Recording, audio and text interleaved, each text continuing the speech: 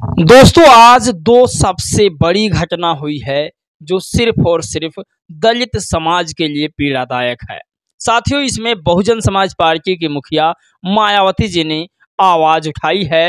दरअसल गौतम बुद्ध नगर का ये मामला है जहां पर एक व्यक्ति ने धुआंधार फायरिंग की जिसमें एक व्यक्ति की जान भी चली गई है।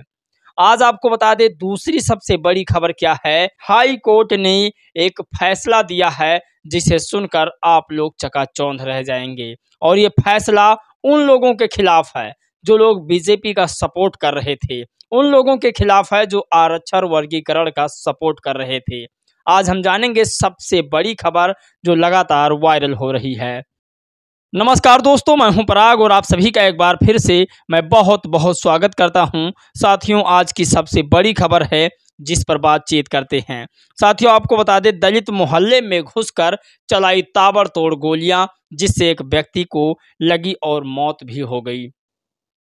उत्तर प्रदेश के जिला गौतम बुद्ध नगर का यह मामला है जहां उत्तर प्रदेश की सरकार योगी आदित्यनाथ डंके की चोट पर कहती है कि गुंडे या तो जेल में हैं या फिर प्रदेश से बाहर हैं। उत्तर प्रदेश गुंडा मुक्त प्रदेश है, लेकिन आप अंदाज़ा नहीं लगा सकते कि लगातार जब से योगी जी की सरकार आई है तब से गुंडागर्दी चरम पर आ चुकी है। ये बिल्कुल सत्य बात है। लगातार अगर आप न्यूज़ देखते हैं तो आपको पता चलेगा बहुजन मीडिया लगातार दिखा रहा है कि परजे दो चार दलित, दो चार पिछड़ा, अति पिछड़ा, मुसलमान सबको बराबर तौर पर पिटाई हो रही है, कहीं कटाई छटाई हो रही है। तो ये सत्य बात है, इसे स्वीकार करना होगा और गुंडा राज चरम पर है, इसे भी हमें समझना होगा। वहीं आपको बता दें इस मामले को लेकर मायावती जी ने भी ट्वीट किया है और योगी सरकार को बड़ी फटकार लगाई है।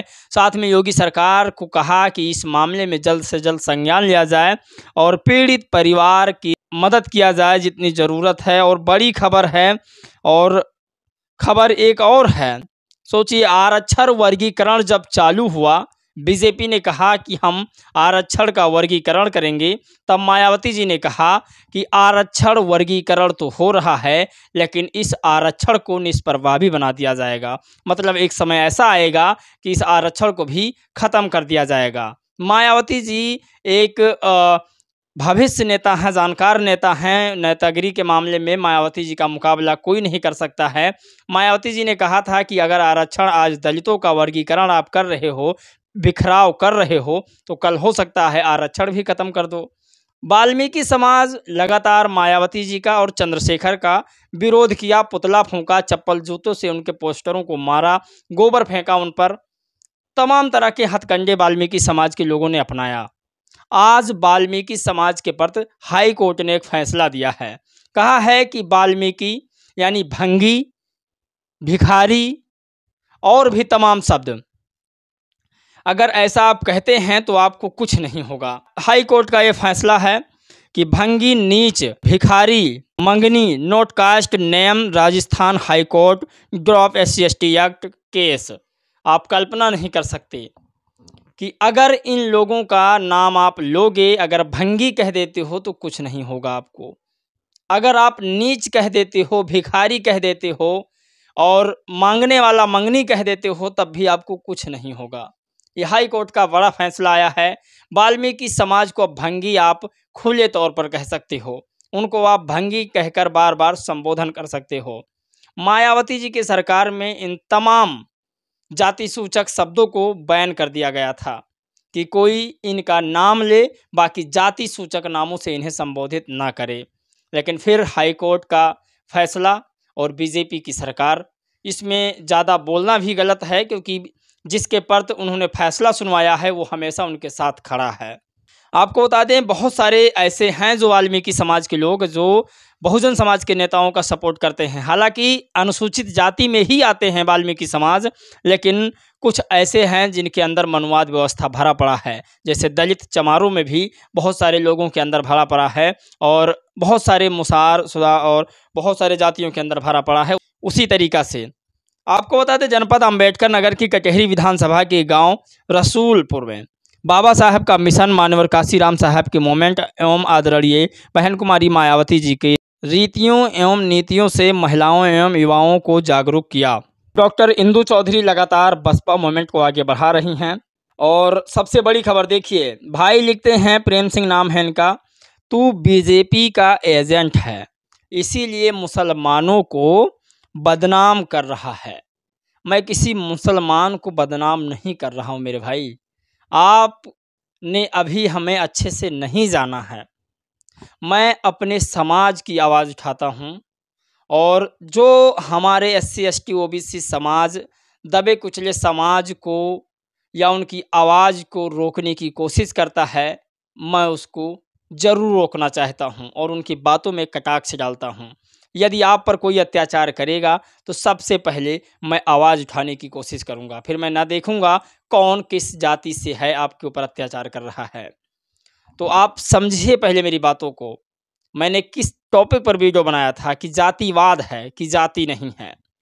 तो जातिवाद दलितों के साथ सर्वजन के लोग कर रहे हैं, इसे समझना चाहिए हमको, और उनके खिलाफ बोलने में तनिक भर संकोच ना करना चाहिए। मायावती जी ने कहा गौतम बुद्ध नगर वाले मामले में, यूपी के गौतम बुद्ध नगर जिला के गांव भीखमपुर थाना रबुपुरा में दबंगों द्वारा एक दलित परिवार के साथ की गई हिंसा में एक व्यक्ति की मौत व कई लोगों के गंभीर रूप से घायल होने की घटना अति दुखद एवं निंदनीय है। सरकार दोषियों के खिलाफ सख्त कार्रवाई करे और साथ ही साथ पीड़ित परिवार की मदद जरूर करे। साथियों, इसके अलावा बसपा क्या कर सकती है? सत्ता में नहीं है। इसके अलावा भीम आर्मी भी क्या कर सकते हैं? सत्ता में नहीं है। संगठन मजबूत है, लेकिन संगठन से काम नहीं होता है जब तक आप सत्ता में नहीं आओगे। आप कल्पना नहीं कर सकते, मानवर साहब का वो वचन फिर याद आ रहा है कि सत्ता की चाबी हमें अपनाना होगा। आज वो भी आपको बता दें कि कौन कौन से न्यायाधीशों ने ऐसे मामलों का खुलासा किया है। राजस्थान हाई कोर्ट की जोधपुर पीठ ने कुछ व्यक्तियों को संबोधित करते हुए भंगी, नीच, भिखारी, मंगनी जैसी शब्दों का इस्तेमाल करने के आरोपी 4 लोगों के खिलाफ SC ST एक्ट के तहत आरोप हटाए। कोर्ट ने कहा कि ये जाति सूचक शब्द नहीं है और ना ही ऐसे कोई आरोपी है। ये चारों व्यक्ति बाद वाले की जाति जानते हैं। मुझे समझ नहीं आ रहा कि कोर्ट ने ऐसे कैसे बोल दिया कि कोई व्यक्ति सामने वाले की जाति नहीं जानता था, इसीलिए वो अपराधी नहीं है। आप सोचिए, राजस्थान की हाई कोर्ट जोधपुर पीठ ने यह फैसला सुनाया है कि जो 4 व्यक्ति थे वो सामने वाले की जाति नहीं जानते थे, इसीलिए उसने भंगी, नीच, चमार, दलित इत्यादि इत्यादि जो भी गंदी गालियाँ होती है वो दे दिया, और वो दोषी भी नहीं हैं। हाई कोर्ट के इस फैसले पर मैं आपके जवाब को जानना चाहूँगा, लेकिन आपको बता दें पूरा मामला क्या है, मायावती जी ने कितना लिखा और कितना APVN न्यूज़ ने क्या लिखा, उसे भी समझना चाहिए। सोचिए, APVN न्यूज़ लिखता है कि दलित मोहल्ले में घुसकर चलाई ताबड़तोड़ गोलियां, एक की मौत। उत्तर प्रदेश के जिला गौतम बुद्ध नगर के रबुपुरा कोतवाली क्षेत्र गांव भीखमपुर में एक दलित व्यक्ति की मौत हो गई। दरअसल बताया जा रहा है कि दलित के मोहल्ले में घुसकर पथराव किया गया और गोली चलाई गई, जो वीडियो में देखा जा सकता है। इस मामले में कई लोगों के गंभीर रूप से घायल भी हुए हैं। मामले में यूपी की पूर्व मुख्यमंत्री मायावती ने कहा कि सरकार दोषियों के खिलाफ सख्त कार्रवाई करे। तो मायावती जी का ये तुरंत ताबड़तोड़ फैसला सरकार के विरोध में और दलितों के पक्ष में आया है, ये काफ़ी सराहनीय है। आपको एक खबर हम और बताते हैं जो अत्यंत जरूरी है, और इस खबर को भी हमें समझना चाहिए। मायावती जी चुनाव हारी, ये पूरा देश जानता है, लेकिन क्या मिशन मायावती जी का हारा, ये भी आपको समझना होगा। भगवान बिरसा मुंडा को लेकर के आज बीजेपी वालों ने बहुत ही बड़ा स्टेचू बनवाया है। आप सोचिए, आज सभी विपक्ष दल बहुजन महापुरुषों के सामने नतमस्तक हैं, या उनकी मजबूरी है या राजनीति, या तो नहीं पता, लेकिन यह सब हुआ है बहुजन समाज पार्टी की बदौलत, मानवर सिंह साहब, कांशीराम जी और आदरणीय बहन जी के बदौलत। तो ये बिल्कुल सही खबर है कि ये सारी चीज़ें मायावती जी के सरकार में आने के बाद ही बदली है। मानवर साहब ने पूरे बहुजन समाज के लोगों का दिमाग चेंज कर दिया। उन्हें बता दिया कि आप जब तक अपने हक के लिए लड़ोगे नहीं, आप अपने पूर्वजों को जानोगे नहीं, तब तक आपके हक अधिकार नहीं मिलेंगे। यही वजह है मायावती जी भले ही सत्ता में ना हों, लेकिन बहुजन महापुरुषों की मूर्तियां चौराहे पर लगी आपको मिलेगी। ये बसपा की देन है। खैर आप लोगों की क्या राय है, अपनी राय प्रतिक्रिया जरूर दीजिएगा। जय भीम, नमो बुद्धाय।